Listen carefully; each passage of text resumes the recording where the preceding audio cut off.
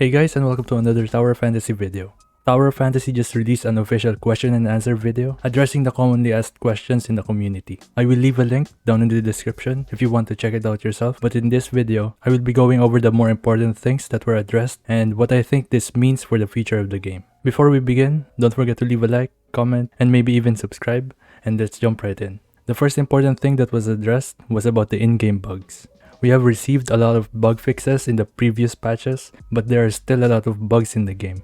Dimitri, a member of the publishing team, mentioned that they are actively working on fixing all the possible bugs before and after the Vera expansion update. It's good to know that they are actively working on the in-game bugs, but nothing was mentioned about the hackers that are still rampant in the game. If you are not aware, a lot of players actually lost their items and even straight out lost access to their accounts in some situations because of the hackers in the game. This is a pretty serious issue concerning the player's account security. It's possible that they are aware of this, since this has been brought up many times in the Tower Fantasy subreddit, but I think they're not bringing this up in the Q&A because it might not be something good to talk about from a PR standpoint. Because if they mention anything about hackers in the game, the potential players who see the video might not try out the game anymore. Dimitri also mentioned that server transfers will be coming to the game. This is good news because if you remember how the game's first day played out, a lot of the servers had very long queues, so players had no choice but to get into the first available server if they wanted to play the game as soon as possible. Personally, my plan was to go to Solaris, but seeing how long the player queue was, along with the other server issues, I instead went to Observer because there are fewer players there. So once the server transfers are available, you can join your friends in the other servers if you didn't end up in the same one. Additionally, it was announced on the Korean side of Tower Fantasy that server transfers are expected to come on February 22 of next year. But unfortunately, server transfers will not be available for Apple users. This is quite common for mobile games to not have the same flexibility when played on iOS devices. But hopefully they will find a workaround this soon. The next one is for all of you who play a lot of Apex League.